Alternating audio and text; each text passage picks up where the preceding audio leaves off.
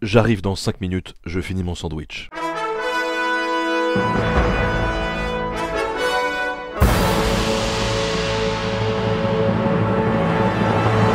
Mes chers camarades, bien le bonjour, j'espère que ça va. Donc comme tous les mois, on fait le bilan de ce qui s'est passé sur les différents réseaux sociaux, nota bene, comme ça vous êtes sûr de rien louper. Alors, qu'est-ce qu'on a de beau du coup, qu'est-ce qu'on a eu de beau au programme ce mois-ci? Nota bene, du coup, qu'est-ce qui s'est passé ce mois-ci sur Nota bene? On a fait beaucoup d'archéologie ce mois-ci sur la chaîne Nota bene. On a commencé avec la magie antique, un partenariat avec l'INRAP, l'Institut National des Recherches Archéologiques Préventives. C'était un épisode super cool parce que ça nous a permis de non seulement d'aborder la magie dans l'Antiquité, mais de voir aussi comment l'archéologie pouvait nous apporter un savoir sur l'histoire et permettre d'un peu mieux comprendre certains contextes. Et puis ça nous a permis aussi de comprendre des pratiques, de comprendre ce que c'était un ex-voto par exemple. Et si vous ne savez pas ce que c'est, je vous encourage à aller cliquer sur cette vidéo. Et vraiment c'était un plaisir de travailler avec l'INRAP. Et d'ailleurs on a pu entamer une interview de Dominique Garcia sur Twitch qu'on a fait ensemble, qui est le directeur de l'INRAP et qui est spécialiste des Gaulois. Donc on a fait un épisode ensemble, une interview sur les Gaulois, et elle sera disponible sur la chaîne Bonus. Ensuite on a pu faire un petit tour du côté des Mérovingiens, les premiers rois du Moyen-Âge. Alors là c'est rigolo parce que j'ai collaboré donc avec Julie, qui est docteur spécialiste sur les Mérovingiens. Elle a beaucoup bossé par exemple sur les boucles de ceinture mérovingiennes, c'est très précis. Je l'avais rencontrée il y a quelques années en fait, en faisant une dédicace à Bordeaux, elle était fort sympathique, et du coup là elle a collaboré donc avec nous pour ce script autour des idées reçues sur les Mérovingiens, parce que c'est vrai qu'il y a beaucoup de clichés. Donc on a défoncé tout ça ensemble, c'était hyper agréable. Et je suis content de l'avoir fait maintenant parce que elle va, ça c'est quand même incroyable, elle va faire un post-doc au Brésil sur les Mérovingiens. C'est-à-dire qu'il y a les universités là-bas qui s'intéressent à notre histoire et aux Mérovingiens, et donc elle va bosser là-bas sur le sujet. Je trouve ça plutôt cool de pouvoir aller parler des Mérovingiens dans ce pays. Ensuite on a enchaîné sur le fameux épisode du Palais d'été, le nouvel épisode autour de l'histoire de la Chine. L'ancien palais d'été qui était un épisode assez musclé. On a vraiment tiré sur tout le monde dans cet épisode là. Il y a eu beaucoup d'enjeux mémoriels, on a pu se rafraîchir un petit peu la mémoire sur déjà c'est quoi le palais d'été, parce que c'est un monument qui est quand même moins connu que les autres. Enfin chez nous en tout cas, les occidentaux, on connaît moins le palais d'été que la Grande Muraille par exemple, ou la Cité interdite, et pourtant ça reste un événement traumatisant de l'histoire chinoise, puisque le palais d'été a été totalement pillé par les occidentaux. Et ce qu'on voit à travers cet épisode, c'est que certes la douleur est encore vive, mais elle peut aussi être instrumentalisée par les Chinois, et donc c'est vrai qu'on tapait un peu sur tout le monde quoi, les Anglais, enfin les Britanniques, les Français, les Chinois, c'était... On a enchaîné ensuite sur les guerres de 100 ans, ou la guerre de 100 ans, 3 personnages, 3 guerres différentes. Alors là c'était aussi assez sympa, on a travaillé avec Philippe sur ce script. Le but du jeu c'était vraiment pas de révolutionner l'approche de la guerre de 100 ans, parce que bon, on aurait pu faire un gros script sur la guerre de 100 ans, et encore on n'aurait pas réussi à traiter tout le sujet, mais ce qu'on voulait juste montrer à travers ce script, au-delà d'avoir une compréhension fine de tout l'événement, c'est de montrer que la guerre de 100 ans c'est un complexe qui est... c'est une guerre qui est bien plus complexe que ce qui paraît, que chacun avait ses intérêts aussi à défendre là-dedans. On a enchaîné ensuite encore sur de l'archéo, 5 fraudes archéologiques, où on a eu d'ailleurs la fameuse pub qu'on a été tournée à Archéos, un site, si je puis me permettre, moi je l'aurais un pas archéosite fait comme ça. En fait, t'aurais pu faire le tour à avec Douai ton dans le Nord. infanterie, exactement comme à la bataille de Douai en 1914. Ça va, on a compris l'idée. Je sais pas si tu vois, mais un petit coup de main, ça serait bien. On est en train de se faire défoncer là. Alors maintenant, tu ranges ta hache, tu prends ton mobile Alors, donc ça c'était une pub pour un jeu vidéo mobile hein, qu'on a tourné. Petit fun fact, on dirait pas comme ça, hein, mais vraiment il tapait comme un porc. Il tapait comme un porc et quand j'ai fini la journée de tournage, j'étais tout seul dans ma bagnole comme ça et je me dirigeais vers l'hôtel et à un moment donné je me passe la main sur le crâne et en fait mon crâne était vraiment déformé. Genre j'ai eu une grosse bosse sur la tête parce que je me prenais le bouclier dans la tronche pendant les prises. Donc voilà. Ça tapait quand même si on n'a peut-être pas l'impression, on dirait que c'est du fake, mais non, j'ai donné de ma personne. Et donc c'était rigolo parce que c'est ce tournage de pub, donc ils m'ont contacté un petit peu c'était l'occasion de me la péter, hein, de mettre une armure, tout ça, mais ça a été prévu un petit peu vite, hein, ils m'ont contacté quoi, même pas 3 semaines avant le tournage, même 2 semaines avant le tournage, et donc moi je leur ai dit bon ok les gars, mais je suis un petit peu charrette pour organiser ou participer même vraiment concrètement au côté histo quoi.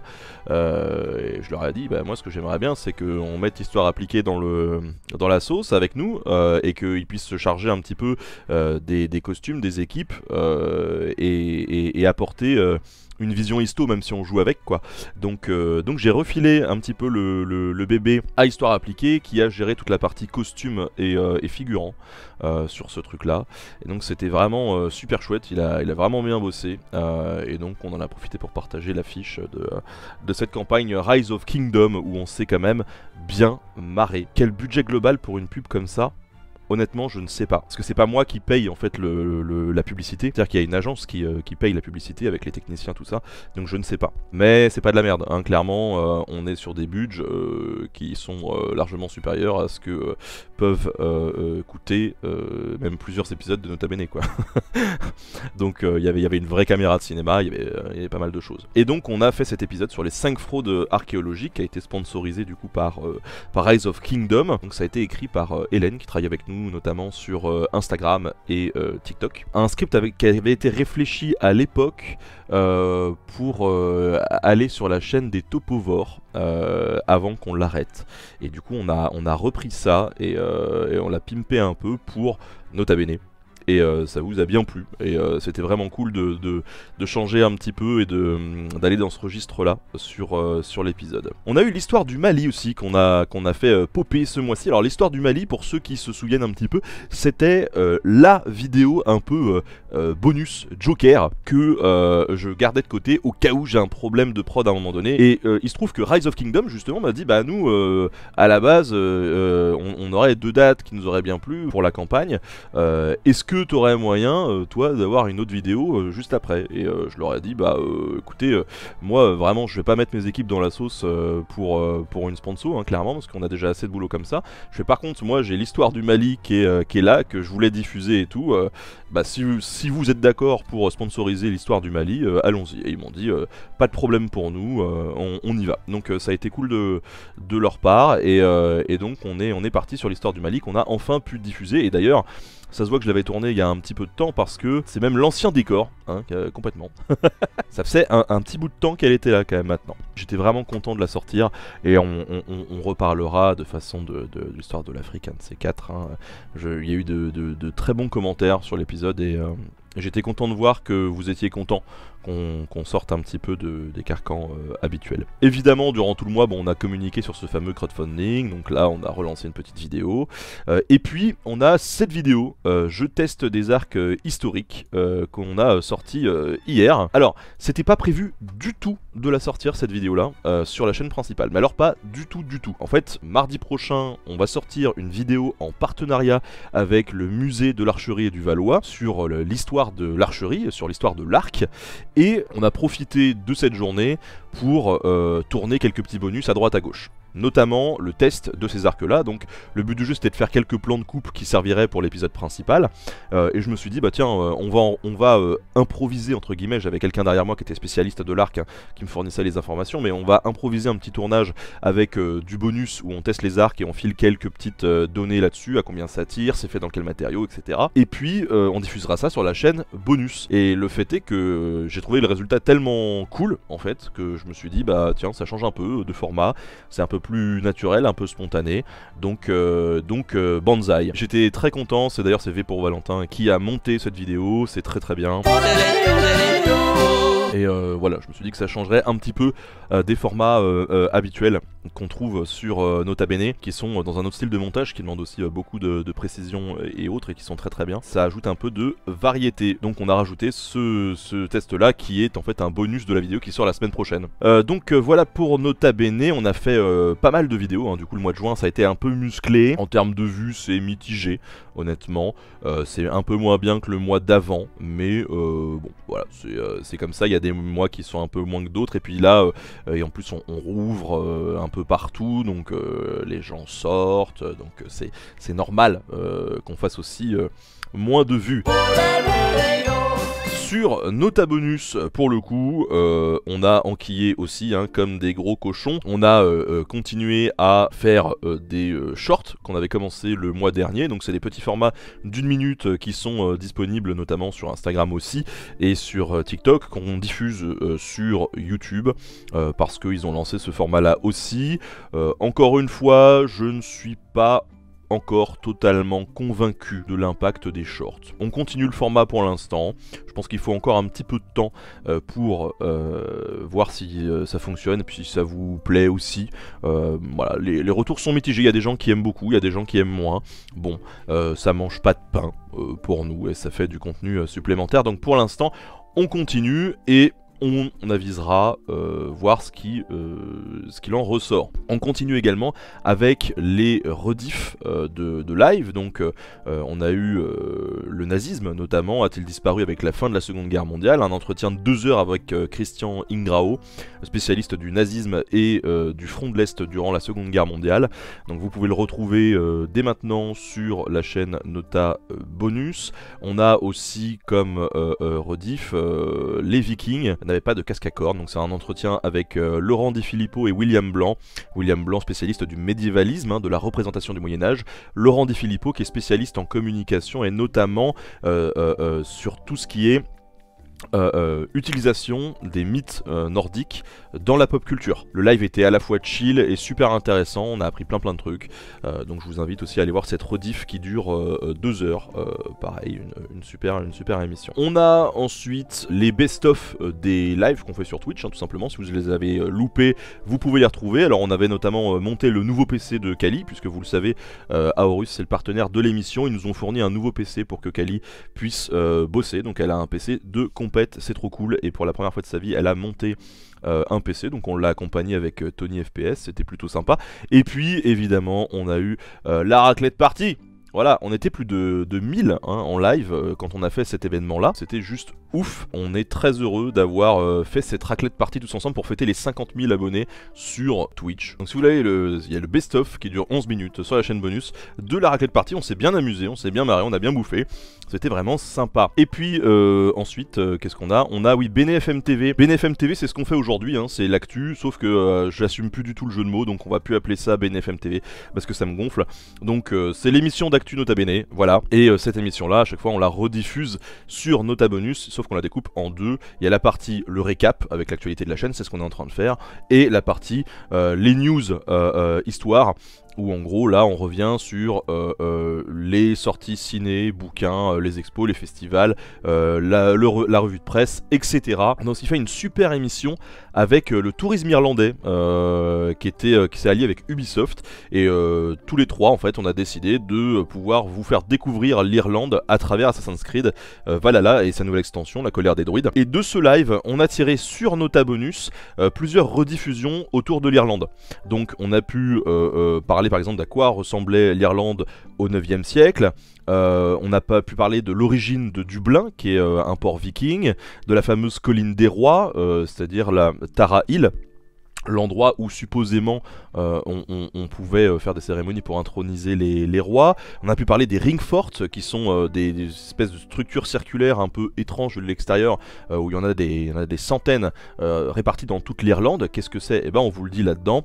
Dernièrement on vient de sortir il y a 24 heures une ville, Armagh, du coup, qui est une ville depuis laquelle s'est propagée la chrétienté. D'ailleurs il y a une magnifique église là-bas qui serait supposément créée par par le fameux Saint-Patrick. Et on a encore une ou deux émissions qui vont arriver, qui vont être diffusées sur Nota Bonus, sur cette Irlande, sur cette histoire de l'Irlande. C'est des formats très chill en live un petit peu, où je discute notamment avec deux personnes qui ont travaillé sur le jeu et qui connaissent bien l'histoire de l'Irlande et qui nous expliquent un petit peu comment ils ont fait pour adapter cette histoire dans le jeu, mais surtout le but du jeu c'est d'apprendre du fond, on va dire, sur l'histoire irlandaise. Sur Facebook, nous avons atteint 985 000 personnes abonnés qui suivent le truc, c'est oufissime.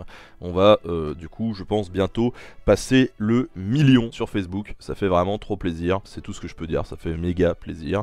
Sur Instagram on continue nos petits tours, on fait de l'histoire, de l'art, nos petits formats, bien sûr je vous emmène aussi découvrir, vous avez un peu les coulisses de Nota Bene des différents tournages. Alors ici on peut me voir en train de poser nonchalamment au balcon de l'hôtel de la Marine à Paris, qui est situé sur la place de la Concorde, l'hôtel de la Marine, où on ira tourner dans le courant de l'année. Vous aurez un reportage d'ici la fin de l'année sur l'hôtel de la Marine.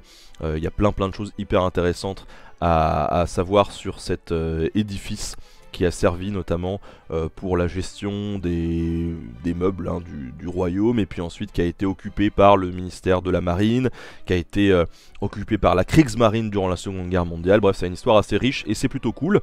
Ici on peut me voir en train de poser, encore une fois nonchalamment, tel Champollion qui se trouve derrière moi, puisque cette semaine on était en tournage justement près de Grenoble, dans la petite ville de Vif, pour tourner un reportage sur Champollion et même sur les frères Champollion, puisque Champollion avait un frère sans qui il serait pas allé très loin, et donc on va faire un reportage sur ses frères Champollion et voir comment son frère notamment a eu un impact énorme sur lui, et on en profitera bien évidemment pour évoquer les débuts de l'égyptologie. En attendant, j'aimerais quand même saluer, donc il y a eu une actu dans la team Nota Bene, puisque Aurélie qui faisait partie de la team Nota Bene vient de nous quitter. Du coup elle avait 9 mois au sein de l'équipe Nota Bene, ça fait 9 mois qu'elle était ici, qu'elle travaillait un petit peu dans l'ombre sur la partie production, et donc je voulais la saluer vraiment et la remercier pour ces 9 mois passés avec nous. C'était cool, elle nous a beaucoup aidé, moi sur la préparation des rendez-vous, sur l'upload des vidéos, sur plein de choses, et sur les stats, vraiment sur plein de trucs que vous voyez pas forcément. Et c'est ça aussi Nota Bene, c'est des gens qui bossent parfois dans l'ombre, qui sont pas forcément exposés, et donc voilà, je voulais la saluer parce que elle a passé quand même 9 mois avec nous. Et puis pour une autre mission, on accueille du coup Julie dans la team, qui va m'aider au global sur tout ce qui est gestion avec les différents partenaires, les régions, les départements, trucs comme ça, organisation de tournage.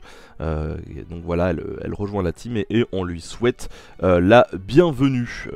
Une belle actu aussi sur ça. Autre actualité quand même, et pas des moindres, sur les différents réseaux. Je sais pas si vous l'avez remarqué, mais on a lancé ce mois-ci le podcast Nota Bene, et oui ça y est, c'est enfin en ligne, ça fait quelques temps qu'on vous l'avait teasé maintenant. Toutes les semaines il va y avoir une nouvelle émission qui sera disponible en podcast sur toutes les plateformes. Alors là je vous montre Spotify, mais ça sera vraiment sur toutes les plateformes.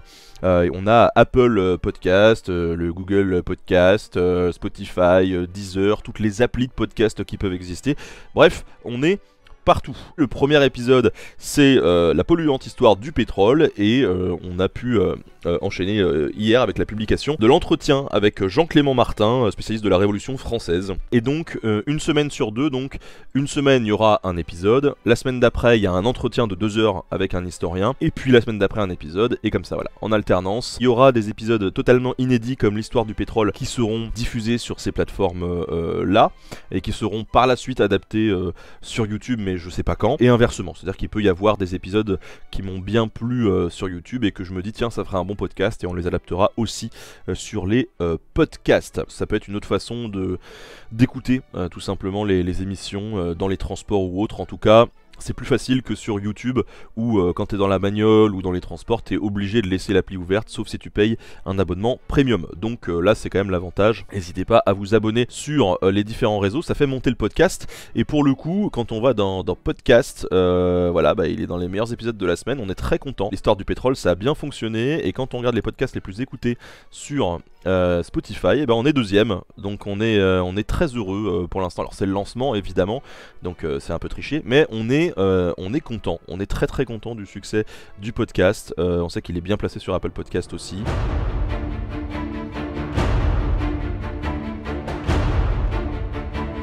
Pour ceux qui ne l'ont pas suivi, le but du jeu c'était de proposer un livre sur les Vikings qui soit pas exhaustif, mais qui soit une sorte de synthèse qui tienne compte des dernières recherches qui ont pu être faites sur les Vikings. C'est un ouvrage de vulgarisation. Le but du jeu c'est de sortir un beau livre, donc un grand format, 164 pages, sur les Vikings, qui dresse un portrait général des Vikings, sérieux mais très accessible. Voilà. C'est vraiment notre ambition. Et pour ça, on a réuni une team, on est 11 auteurs, et parmi ces 11 auteurs, la moitié, c'est vraiment des gens qui bossent quasi à temps plein sur les Vikings. On a des docteurs qui sont spécialisés là-dessus, on a vraiment des gens qui sont très très cool. On va à la fois parler de c'est qui les Vikings, quand est-ce qu'ils ont évolué, le commerce, la vie quotidienne, la guerre évidemment, mais ça sera qu'une petite partie, l'exploration, les bateaux, avec la navigation, la religion, la mythologie, l'usage des Vikings dans la pop culture aussi. Bref, c'est beaucoup de choses, une vision un peu globale, mais pour le grand public. Voilà, ça c'est important de le préciser. Je précise que le bouquin sera disponible en librairie par la suite, mais seulement 6 mois après la livraison. Il sera livré en juin 2022, donc il sortira dans le commerce fin 2022 si tout se passe bien. Par contre, il sera pas dans cette version-là, ça sera pas le bouquin Les Vikings comme ça, avec la belle reliure, en grand format. Ça sera dans une autre forme, qui sera un petit peu moins chiadée sur l'objet du livre, mais le fond sera là et il sera disponible en librairie et on est très heureux. Et puis voilà, sinon écoutez, beaucoup de tournages, là c'est vraiment la fin de la saison des tournages. Ce mois-ci, ça recommencera à partir de septembre. C'était épuisant, mais on est très content de tout ce qu'on a réussi à mettre en boîte. Et maintenant c'est Tom qui travaille avec moi comme cadreur sur les reportages, qui les monte aussi, et donc c'est entre ses mains que sont les futurs reportages Nota Bene qui vont arriver tout au long de ce second semestre.